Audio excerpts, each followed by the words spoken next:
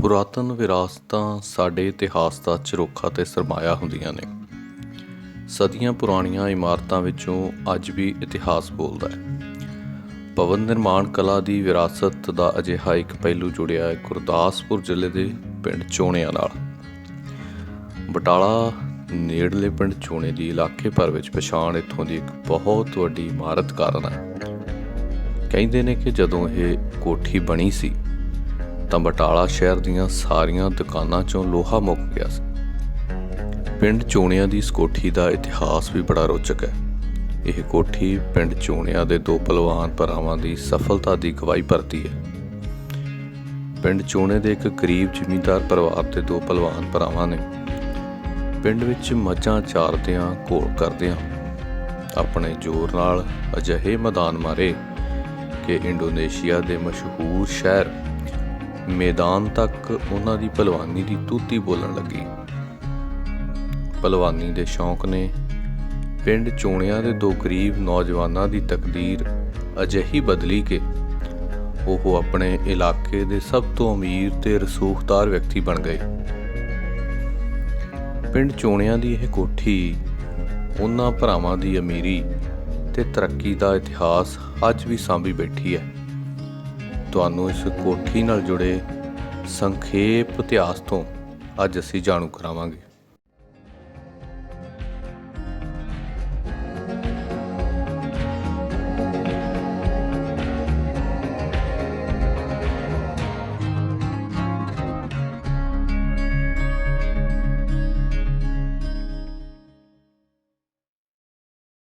ਇਹ ਵਾਕਿਆ ਹੈ ਸੰਨ 1890 ਦੇ ਦਹਾਕੇ ਦਾ।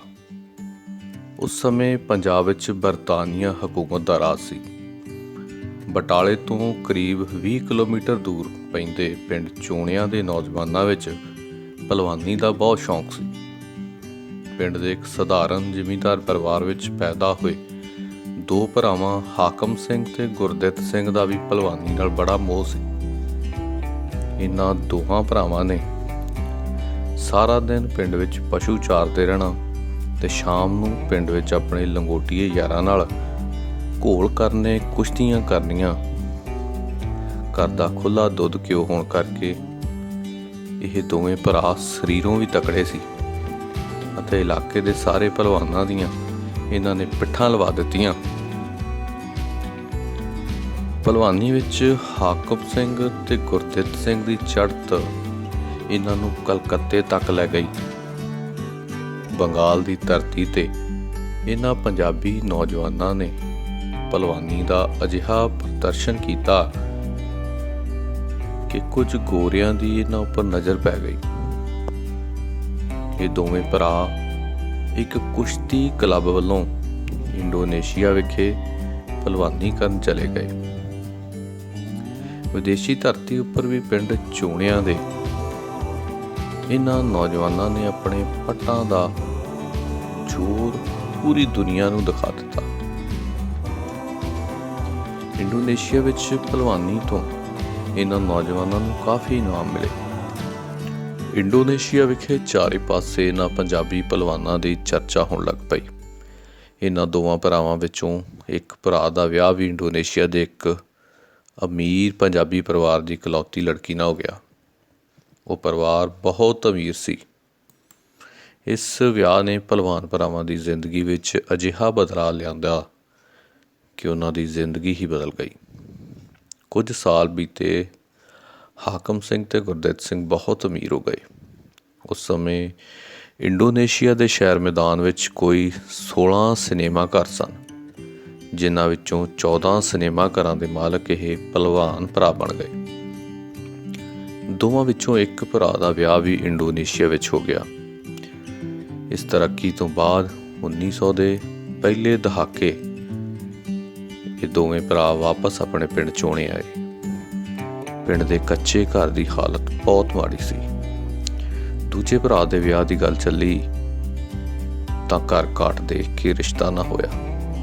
ਕੁਝ ਸ਼ਰੀਕਾਂ ਨੇ ਇਸ ਗੱਲ ਦਾ ਤਾਨਾ ਮਿਹਣਾ ਵੀ ਮਾਰਿਆ ਕਿ ਤੁਹਾਡੇ ਕੋਲ ਨਾ ਤਾਂ ਕੁੱਲੀ ਹੈ ਨਾ ਜੁੱਲੀ ਹੈ, ਤੁਹਾਡੇ ਨਾਲ ਕਿਸ ਨੇ ਆਪਣੀ ਧੀ ਵਿਆਹੁਣੀ ਹੈ।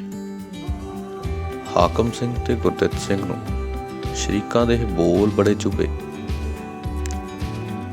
ਉਹਨਾਂ ਦੋਹਾਂ ਭਰਾਵਾਂ ਨੇ ਪਿੰਡ ਵਿੱਚ ਅਜਿਹੀ ਕੋਠੀ ਬਣਾਉਣ ਦੀ ਸੋਚੀ ਕਿ ਜਿਸ ਵਰਗੀ ਪੂਰੇ ਇਲਾਕੇ ਵਿੱਚ ਕੋਈ ਕੋਠੀ ਨਾ ਹੋਵੇ।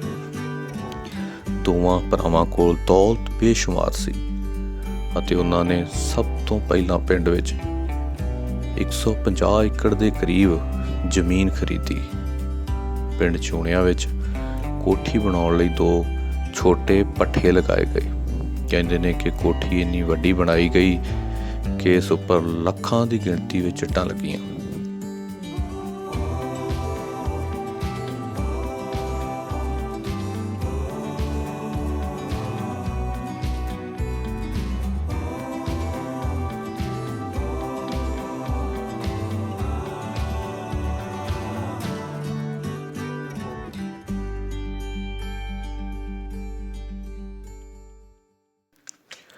ਇਸ ਕੋਠੀ ਦਾ ਡਿਜ਼ਾਈਨ ਵੀ ਉਸ ਸਮੇਂ ਦੇ ਮਸ਼ਹੂਰ ਮੁਸਲਮਾਨ ਆਰਕੀਟੈਕਟ ਤੋਂ ਬਣਵਾਇਆ ਗਿਆ ਅਤੇ ਕੋਠੀ ਨੂੰ ਬਣਾਉਣ ਲਈ ਵੀ ਮੁਸਲਮਾਨ ਰਾਜ ਮਿਸਤਰੀਆਂ ਨੂੰ ਬੁਲਾਇਆ ਗਿਆ।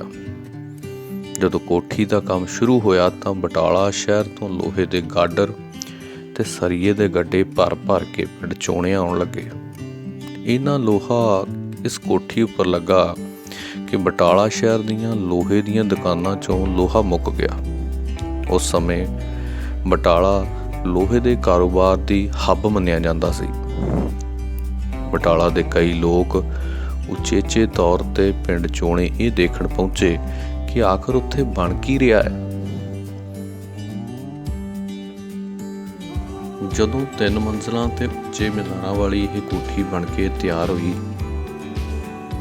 ਤਾਂ ਪਹਿਲੀ ਵਾਰ ਇੰਨੀ ਵੱਡੀ ਇਮਾਰਤ ਦੇਖ ਕੇ ਪਿੰਡ ਵਾਲਿਆਂ ਦੇ ਨਾਲ ਇਲਾਕੇ ਦੇ ਲੋਕ ਵੀ ਹੈਰਾਨ ਹੋ ਗਏ। ਭਲਵਾਨ ਭਰਾਵਾਂ ਨੇ ਸ਼ਰੀਕਾਂ ਵੱਲੋਂ ਕੁੱਲੀ ਜੁੱਲੀ ਦੇ ਮਾਰੇ ਬੋਲਾਂ ਨੂੰ ਪੁਗਾ ਕੇ ਦਿਖਾ ਦਿੱਤਾ। ਇਸ ਕੋਠੀ ਦੀ ਭਵਨ ਨਿਰਮਾਣ ਕਲਾ ਇੰਨੇ ਉੱਚ ਦਰਜੇ ਦੀ ਹੈ ਕਿ ਅੱਜ ਦੀਆਂ ਇਮਾਰਤਾਂ ਵੀ ਇਸ ਦਾ ਮੁਕਾਬਲਾ ਨਹੀਂ ਕਰਦੀਆਂ। ਕੋਠੀ ਦੇ ਫਰਸ਼, ਦੀਵਾਰਾਂ, ਬੂਹੇ ਬਾਰੀਆਂ ਸਾਰਾ ਕੁਝ ਇੰਨਾ ਕਮਾਲ ਦਾ ਹੈ ਕਿ ਦੇਖ ਕੇ ਰੂਹ ਖੁਸ਼ ਹੋ ਜਾਂਦੀ ਹੈ। ਕੋਠੀ ਦੇ ਬਾਹਰ ਇੱਕ ਖੂਹ ਵੀ ਖੁਦਵਾਇਆ ਗਿਆ। ਪਿੰਡ ਵਾਲੇ ਦੱਸਦੇ ਨੇ ਕਿ ਕੋਠੀ ਦੇ ਮੀਨਾਰਾਂ ਉੱਪਰ ਕਦੇ ਸੋਨਾ ਲੱਗਾ ਹੁੰਦਾ ਸੀ। ਇਸ ਕੋਠੀ ਦਾ ਡਿਜ਼ਾਈਨ ਬਾਕਮਾਲ ਹੈ। ਇਸ ਬਹੁਮੰਜ਼ਲਾ ਇਮਾਰਤ ਵਿੱਚ ਦਰਜਨਾਂ ਦੀ ਗਿਣਤੀ ਵਿੱਚ ਕਮਰੇ ਨੇ, ਗੁਸਲਖਾਨੇ ਨੇ ਅਤੇ ਪਹਿਲੀ ਮੰਜ਼ਲ ਤੇ ਇੱਕ ਰਸੋਈ ਘਰ ਵੀ ਹੈ। ਇਸ ਇਮਾਰਤ ਦੀ ਖੂਬਸੂਰਤੀ ਇਸ ਵਿੱਚ ਵੀ ਹੈ ਕਿ ਇੱਥੇ ਹਵਾਦਾਰੀ ਅਤੇ ਰੋਸ਼ਨੀ ਦਾ ਬਿਹਤਰੀਨ ਪ੍ਰਬੰਧ ਕੀਤਾ ਗਿਆ।